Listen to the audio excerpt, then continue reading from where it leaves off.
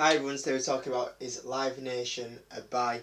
Now this is a stock which, the company is mostly selling tickets for live events, mostly music, and it's a company that's been around for a while. They also own a company called Ticketmaster, which you probably have heard about, and also a resale site which make quite a bit of money off reselling tickets. So when you go sell a ticket on for a gig, and then basically it's a lot more than what the ticket was sold for the first time, and you end up paying like double the price. These are the guys that do it, which is kind of frustrating. But they do work with a lot of bands, singers, artists to do the live shows. It is currently at $52 per share. It's been around that for a while. It's not done too much this year. It's gone up 20% actually, but it's not really moved too much. It's near its all-time highs at the moment, and currently the PE it doesn't have one. That's because it is not profitable at the moment. EPS, the EPS is growing from, this is how I get the figures guys, it's from next year to 2019, from the end of this financial year to the end of 2019, we do a year ahead. The reason why I do a year ahead is because we're looking as a long-term investor to hold it for a year. Now, like I say, the EPS on this one is 740% increase is expected.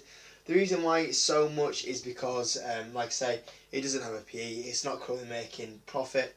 By the end of the year, it is expected to actually get into making profit, and because it doesn't make profit and it just kind of gets over by the end of the year, and then I think the EPS is going to grow to 0.45 cents, which isn't much, from 0.05 cents.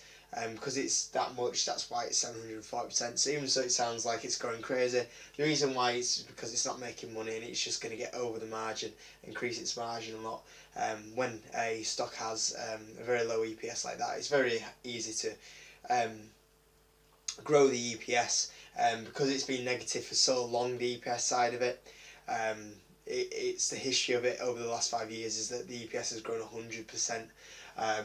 So it's very easy when it's a company not making money to have the EPS like that. I hope that I didn't confuse too many people with that. The sales side of it is that it's expected to grow its sales by 8.5% over the next year, from the end of this financial year to the next financial year. And overall, the kind of like analyst feel from it is that it is a buy or a hold, mostly a buy. And I'm just going to go through my opinions on Live Nation. So overall, it pretty much is a stable one stream income, and that's from selling its events, the events that it organises. So it's not like a company that's going to have major changes or is going to change how an industry is currently at. So one stream of income is kind of always a bit like, it's got to be a really good stream of income. But at the moment it's growing below the 10% mark. Personally, I like companies that grow above 10%. I like to invest in companies which I call value growth companies, which is where they offer good value, where they have a decent PE, and as well as having a decent PE, it has a double-digit growth. Unfortunately, Live Nation does not offer any of them. It doesn't have it's not profitable, so it doesn't have a PE, and the sales growth is below the 10% mark, which is a little bit disappointing. And overall, it's going to struggle, in my opinion, to grow its revenues massively over the next few years. The problem is with it all is that even though the music industry is going up, it's getting a bit tighter margins for it. Live Nation is currently on about getting bought out as a stock, and overall it's a very simple business with a very high price. I think $52 per share is a little bit expensive for this company. And I think because it doesn't make money, that kind of like disinterests me into getting into this stock. And as well as that, I think the sales side of it, I think it would have to be a 10% growth for me to be interested into it. But the thing is that I'll add this company onto your watch list because this company has turned around its EPS side of it. For the last quite a few years, the EPS has dropped, but for a while we've seen it go up. And there's a lot of analysts showing a variety of what the EPS could be for the next year. So it's something to keep an eye on towards 2019. they could be estimates because some are offering quite a high estimate. But my opinion, because they don't make money and because the sell side is not around the 10% mark, I think there is better companies to be investing in out there. To be paying $52 for a company that doesn't make money is always a little bit of a worry for me. So for me, it's a stock that if I were you, I'd put on your watch list. But in my opinion, I don't recommend this as a buy right now.